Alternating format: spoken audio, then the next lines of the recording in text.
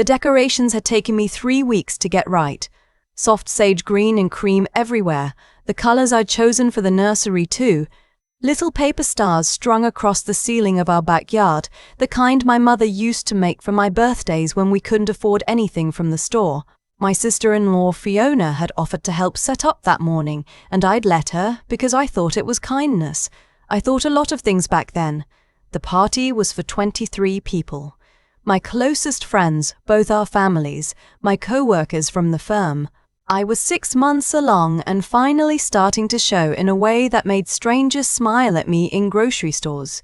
My husband, I'll call him my husband because that's what he was, legally for another 4 months, stood at the grill looking exactly like the man I thought I'd married. Tall, easy smile, the kind of person who remembered everyone's drink order. Charismatic. I had believed for 6 years that I was lucky. I stepped inside to grab another pitcher of lemonade. The kitchen window was open. That's the detail I keep coming back to. Just that one ordinary thing. A window left open on a warm September afternoon, and everything that came after it happened because of that. My husband and Fiona had moved to the side yard, just below the window, talking in the low voices people use when they think they're alone. I wasn't trying to listen. I set the pitcher down to get a better grip on the handle, and her voice came through the screen like something thrown at my face. Honestly, you could have done so much better than her. I didn't move. She's sweet, my husband said, and the way he said sweet, like it was a polite word for boring, like it was a consolation prize. I felt it somewhere behind my sternum. Fiona laughed. Sweet. Right, look, I love her, I do. But she's not. A pause. You know what I mean. You married down, and I think some part of you knows that. There was a beat of silence. 3 seconds, maybe 4. I counted them without meaning to. What do you want me to say? He asked. And then he laughed, low and easy, the same laugh he used with his college friends, the one that meant he was comfortable. He didn't push back. He didn't say she was wrong. I want you to be honest with yourself, Fiona said, especially now, before things get more complicated. I picked up the pitcher. I don't remember walking back to the patio. I remember the cold glass against my fingers and the sound of paper stars turning in the breeze. I remember one of my friends calling out that the lemonade was finally here, and I remember smiling. I smiled for 2 more hours. It is one of the hardest things I have ever done, and no one noticed. After everyone left, my husband helped me carry plates inside and asked if I'd had a good time. I told him yes. He kissed my forehead. I went to bed while he watched television downstairs, and I lay on my side with my hand on my stomach, and I thought very clearly, the way you think when something has burned everything else away. I need to understand exactly what I'm dealing with. I want to be honest about something. The moment I heard those words, there was no heartbreak. There was something colder than heartbreak. Something that felt less like grief and more like recognition. Like a puzzle piece falling into place that I hadn't known was missing. How many times in 6 years had I felt slightly off balance? How many times had I excused his tone, his absence, the way he sometimes talked about his exes with a particular softness he never used with me? I had explained every single thing away. Standing there holding that pitcher of lemonade, I stopped explaining. I started paying attention differently. The first thing I did, not that night, but 3 days later, after I'd had time to be calm and methodical about it, was call my college roommate, Petra. She'd gone to law school after we graduated, family law, then shifted into financial litigation. We hadn't spoken in almost a year. And when I called her and said, I need to talk to someone I trust completely, she didn't ask questions. She drove 2 hours and sat in my kitchen and listened. Tell me everything, she said. So I did. She asked questions I hadn't thought to ask myself. Were there accounts she didn't have access to? Had the mortgage been refinanced recently? Did he have a business partner or any side ventures she wasn't fully in the loop about? I answered honestly, and some of the answers unsettled her in ways she tried not to show me.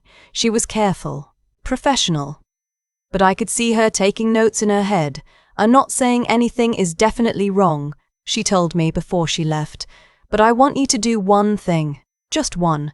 Pull your own credit report and your shared accounts and really look at them. Not the summary, all of it." I did that over the following 2 weeks. What I found wasn't dramatic. There was nothing obviously criminal, nothing that would make headlines. But there were patterns. A second brokerage account in his name alone that I'd vaguely known about but never looked at. Transfers, regular ones, to an LLC I didn't recognize. Small enough amounts that I'd never noticed them in the monthly statements, but when I added them up over 3 years, they totaled just under $47,000. $47,000 that had moved out of our joint finances and into something I had no visibility into. I photographed everything. I saved the screenshots to a cloud account I created with an email address he didn't know about. I want to be clear, I didn't do any of this in anger. Anger would have made me sloppy. I did it the way you'd pack an emergency bag, methodically without drama because you hope you'll never need it, but you understand that you might. Meanwhile, I kept being his wife. This is the part people find hardest to believe when I tell the story. I kept making dinner. I kept going to our Sunday morning routine of coffee and the crossword. I laughed at his jokes. I let him put his hand on my belly when the baby kicked. Every time I looked at him, I was looking for something I could use, and I was also, underneath all of it, grieving something I was only beginning to admit was already gone. About 3 weeks after the baby shower, I found the messages. He wasn't careless exactly, but he was confident. Confident in the way people are when they've gotten away with something long enough that they stop imagining getting caught. He'd gone to shower and left his laptop open on the kitchen counter. I don't know what made me look. Some reflex, some shift in the air. I tilted the screen toward me. There was an email thread open. The most recent message was from that morning. The address was a name I didn't recognize, but the sign-off was a nickname. The affectionate kind, the kind you only use for someone specific. The email said, "Can't wait for things to settle down on your end. You deserve better than what you've been putting up with." I read it twice. Then I closed the laptop exactly as it had been. I went and sat on the back porch and watched our neighbors' sprinklers run through their cycle, and I thought about the next step. I called Petra that evening after my husband had gone to a work thing that may or may not have been a work thing. I told her what I'd found. "We're past the gathering phase," she said. "I know. Are you ready to talk to someone officially?" I had been ready to talk to someone officially. I had been ready for weeks. I just hadn't wanted to say it out loud because saying it out loud made it a different kind of real. I met with a divorce attorney the following Tuesday. Her name was Roberta, and she was the kind of person who had clearly heard every version of every story and felt no need to perform surprise or sympathy, which was exactly what I needed. She was direct. She explained what community property meant in our state, what the existence of that LLC might mean for asset division, and what the timing of filing could mean for me and the baby. She told me what to document and what to stop doing on shared financial accounts. She told me to open my own checking account at a bank he didn't use and to start depositing my paychecks there. I left her office and sat in my car for 10 minutes. Not crying, just adjusting, the way your eyes adjust when you walk out of somewhere dark into full sun. I did everything she said. There's a particular skill you develop, I think, when you're living inside a secret.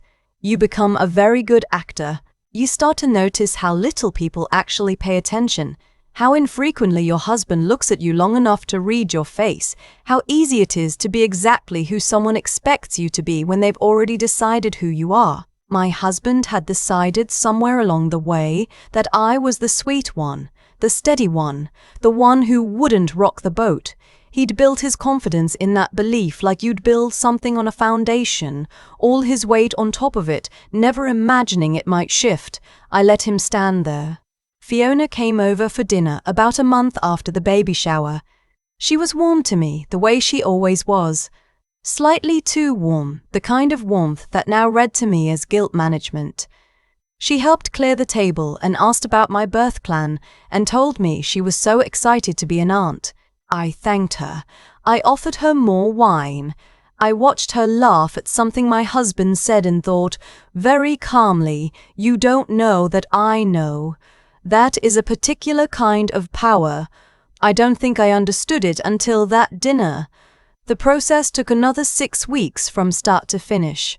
Not the divorce, that would take much longer, but the preparation.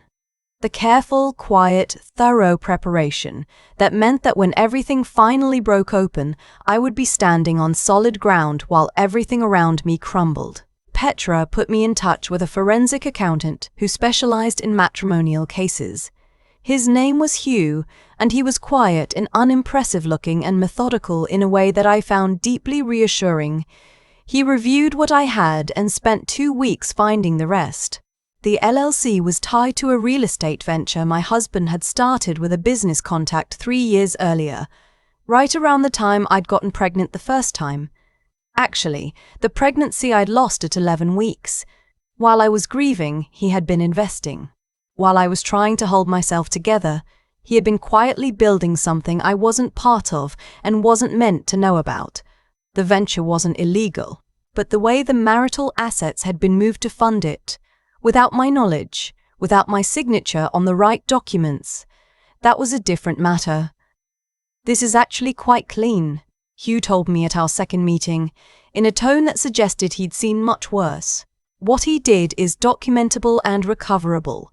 You're in a good position." I nodded. I didn't feel particularly good, but I understood what he meant. There was one moment, about a week before I filed, when my husband sat next to me on the couch after dinner and said I seemed far away lately. He asked if everything was okay. He asked it the way people ask when they mostly want reassurance rather than an answer. A kind of social question, not a real one. I looked at him for a long moment. He looked back, and I thought about every time I'd asked that same question and gotten the same kind of non-answer from him, and I said softly, "I'm just tired, 3rd trimester things." He nodded and put his arm around me and turned back to the television. That was the last kind moment I allowed myself with him. I'd earned it, I think. One quiet, ordinary evening, one more night of pretending. After that, I let it go. The papers were filed on a Wednesday. My husband found out when his attorney called him at work. I know this because Petra was in contact with his attorney's office and called me within 20 minutes of it happening. I was at my desk at the firm, reviewing a contract amendment, when my phone buzzed with her name. I stepped into the hallway. "He knows," she said. I exhaled. "Okay. His attorney is asking for time to review the financial documentation. They seem..." She paused, surprised by the scope of it. "Good," I said. I went back to my desk. I finished the contract amendment. I ate a sandwich at noon. I was very, very calm, in the way that you're calm when you've been prepared for something for a long time and the waiting is finally over. My husband called me 4 times between 2 and 4 in the afternoon. I let all 4 calls go to voicemail. The 5th time, just before 5, I answered. His voice was different. I'd never heard it quite like that, stripped of its ease, of that comfortable confidence I'd lived with for 6 years. He said my name. He said it the way you'd say something you were afraid of breaking. "We need to talk," he said. "We will," I said, "through our attorneys. You can't..." He stopped. I could hear him recalibrating, trying to find the right tone, the right angle. "I don't understand where this is coming from." I thought about the kitchen window, the September light, the sound of his laugh. "I think you do," I said. A long silence. "Did something happen?" he asked. "Did someone say something to you?" And there it was. Even now, even here, the assumption that I hadn't figured it out myself, that I'd been told, that some outside force had intervened. It could not occur to him, even in this moment, that I had simply been paying attention. "No one said anything," I told him. "I'm a lot more observant than you gave me credit for." He didn't have an answer for that. I want to tell you that ending the call felt like triumph. It didn't exactly. It felt like putting down something very heavy that I'd been carrying for longer than I'd realized. My hands were steady. My voice had been steady, but I sat in my car in the parking garage for a while before I drove home, and I let myself feel the full weight of it. 6 years, a baby on the way, a life that had been built on a story that wasn't entirely true. Then I drove home. I made dinner. I sat with my hand on my stomach and listened to the quiet and thought about what came next. Fiona called 2 days later. She'd clearly spoken to my husband, and I could hear, underneath her careful words, that she was trying to figure out what I knew and how I knew it. She said she wanted to check in. She said she hoped I was taking care of myself. She said she just wanted me to know that she was there if I needed anything. I let her talk. When she finished, I said, "I heard you, in the side yard, at the baby shower." The silence that followed was the longest of the entire situation. She started. "You don't need to explain," I said, and I meant it. Not out of generosity, but out of a clear-eyed understanding that her explanation would not change a single thing. "I just wanted you to know that I know, and that I'm fine.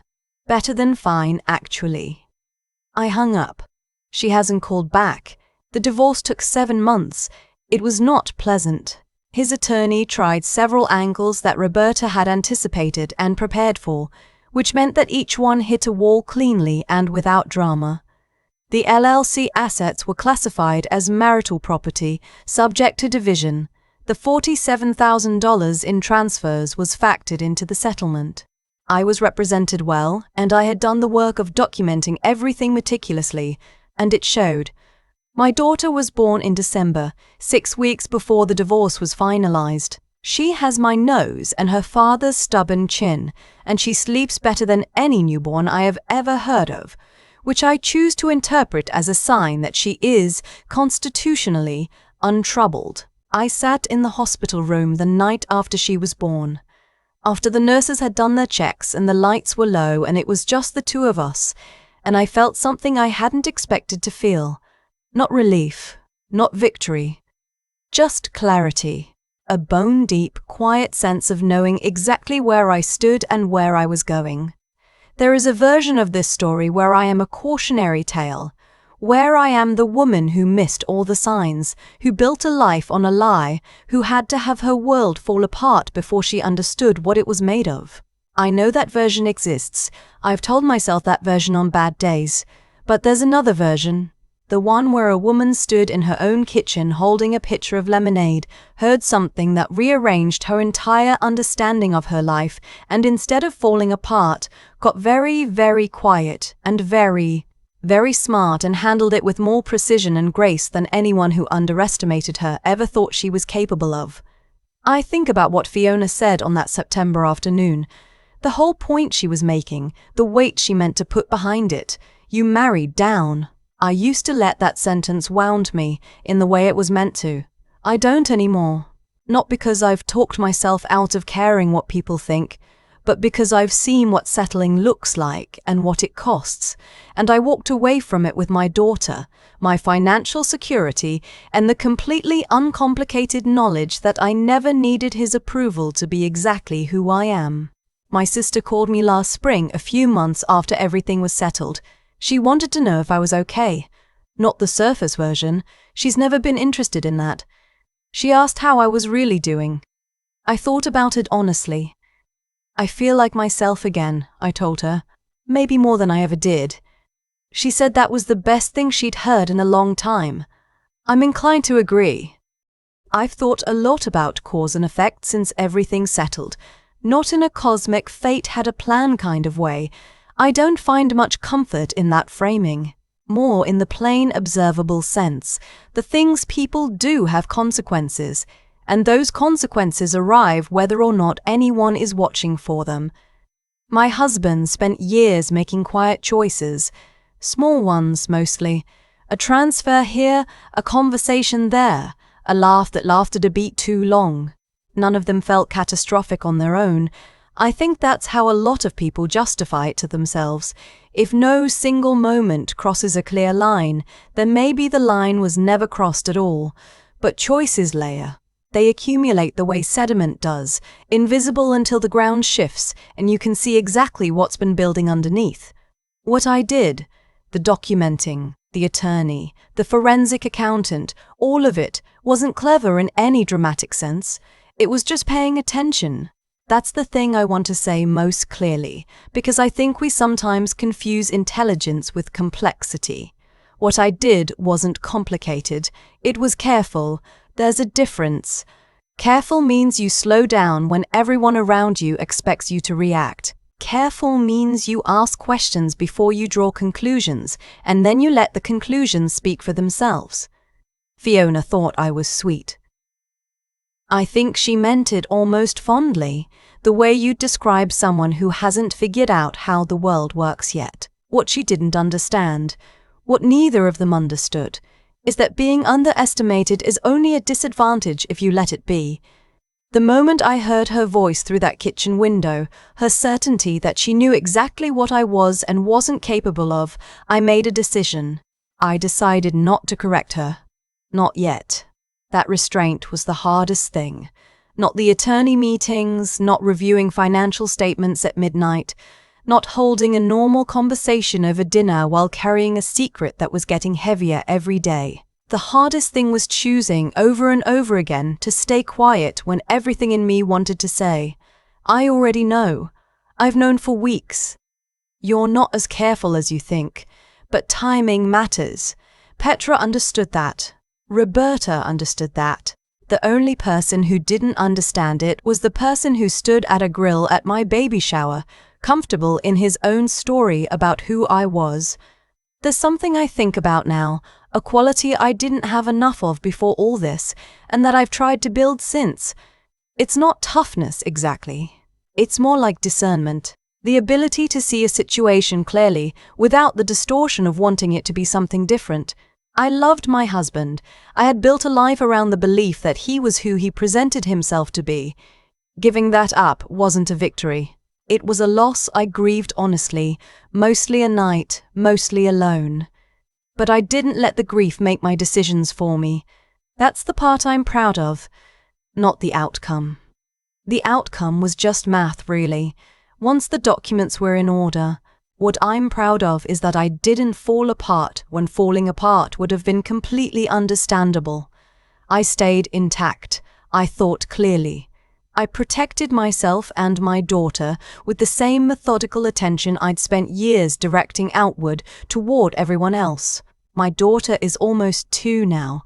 She has no idea any of this happened. She won't for a long time. When she's old enough to understand it, I hope what I tell her isn't a story about betrayal. I hope it's a story about what it looks like to face something hard without losing yourself in it.